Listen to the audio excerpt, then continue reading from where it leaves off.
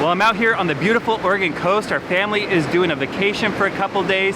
The kids are going along the beach picking up seashells. Carson is bodyboarding out there in that freezing water, and while they do that, I'm gonna make some sea salt.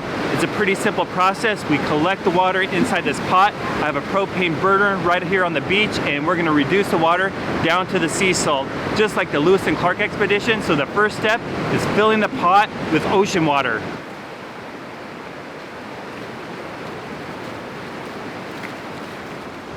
Now we'll just light our propane burner and start boiling the seawater.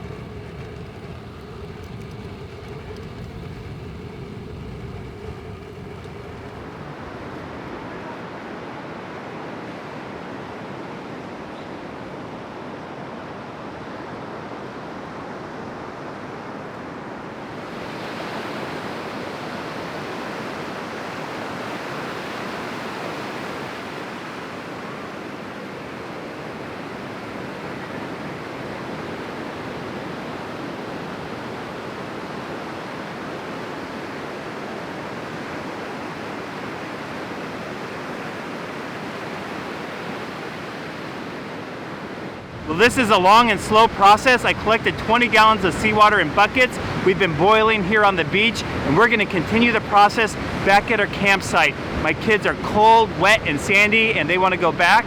So over the next few days, we're gonna boil the water we collected and make salt.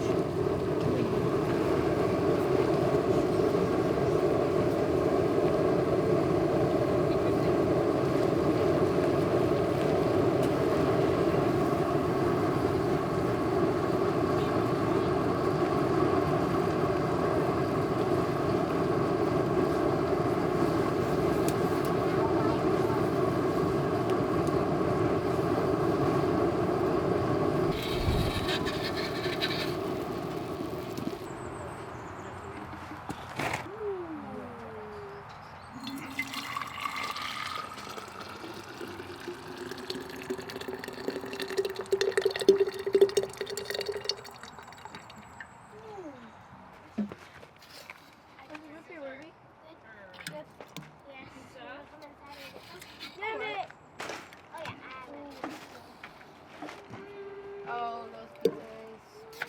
Yeah, they were having our microwave stuff for that. You can also stop at. You can get it.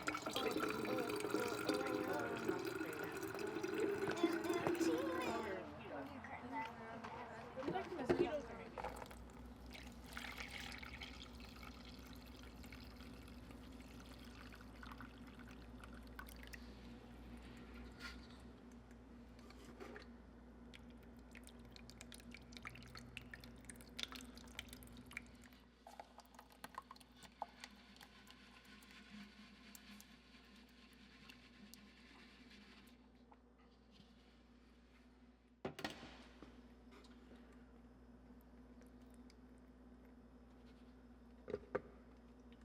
Now we've removed quite a bit of the moisture with the coffee filter, and this salt is getting pretty dry, but it still has some moisture. So I'm gonna lay this out on parchment paper in my greenhouse. That way all the water can evaporate and it can be completely dry.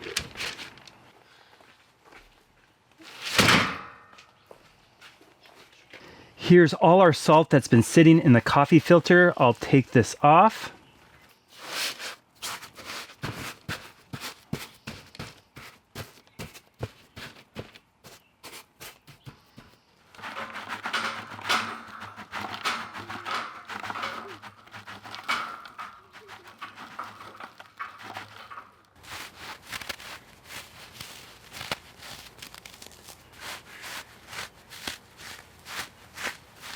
Well, our salt is dry, and after all that incredibly hard work of collecting the seawater and boiling it down, we have our 2 bags that we're gonna now weigh.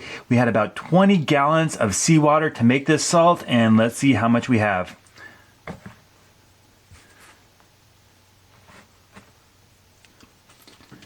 Together, both bags, 20 gallons of seawater, made just over 3 pounds of salt. Now, I wasn't completely efficient, some spilled out. If I was more careful, I may have gotten slightly more, but that's pretty good. I think of the Lewis and Clark men that spent all that time boiling seawater to make salt. It's so labor intensive, but I have big plans for this. I'm going to use them in future videos and cooking projects. I can't wait to show you those. But for now, I'm going to store these in a glass jar.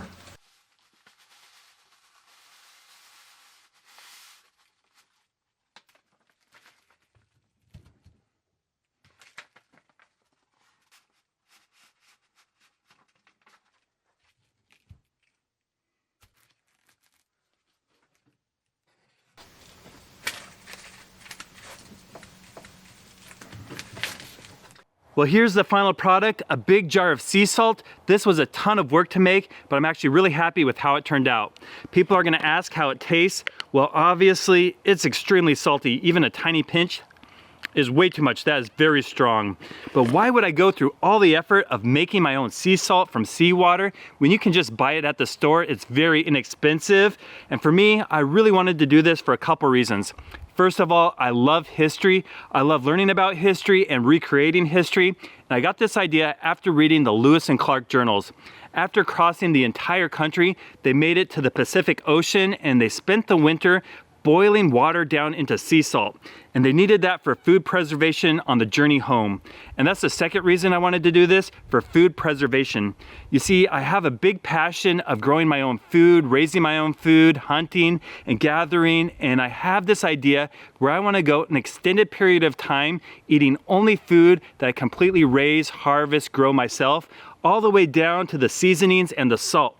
So really, I got this for fermentation. You see, I have a massive garden. I have over 75 tomato plants, all kinds of different vegetables, peppers, cucumbers, and really to preserve those the best, you're gonna wanna ferment them. And to ferment them, you take fresh vegetables like cherry tomatoes, basil, garlic, onions, all that I grow in my own garden. I fill them in a jar, and then you wanna put them in a brine, about a 2 to 3% solution of salt water. And in the anaerobic environment where you seal off oxygen, where it's slightly salty, the lactobacillic bacteria in there thrive and they preserve the food. They keep all the bad microorganisms that would spoil the food out. And you can keep your garden harvest for many, many months. But really to do that, you need salt. For me, that was going to the ocean and collecting sea salt. So far, I've used the sea salt I collected not only to ferment tomatoes, but also cucumbers for pickles, banana peppers, and much more. So part of my crazy idea of going more than a month of 100% home gathered, grown, raised, and collected food, salt is a big part of that, not only for seasonings, but food preservation. So that's the idea, and I want to do a bunch of videos. If I want sugar, I got beehives for honey. I also tap my maple trees for maple syrup. That way I have sweetness like sugar. I went to the ocean for salt, and I have so much more. I raised over 30 different kinds of animals, everything from chickens, ducks, geese, to peacocks, guinea fowl, quail. So actually for the last 6 months, I've been working on over 300 different videos all at the same time. I want to show the whole process of raising my own food from start to finish. For the birds, that means hatching out the eggs and watching them grow all the way to the day of butcher. Also the garden, starting the seeds to harvest. I have been so busy, and hopefully you guys enjoy this. The idea is for one whole month, I'm going to post a video every day showing the different meals, everything that I've grown myself, including the chickens that are crowing, the eggs are going to come from here, the meat's going to come from here, and obviously produced from the garden. So hopefully you like this idea. It's something I'm passionate about, and I've really been wanting to share it on YouTube, and I don't know what to call it yet. If you have a good idea for a series of growing your own food, leave a comment down below, and hopefully you enjoyed watching how to make sea salt from seawater.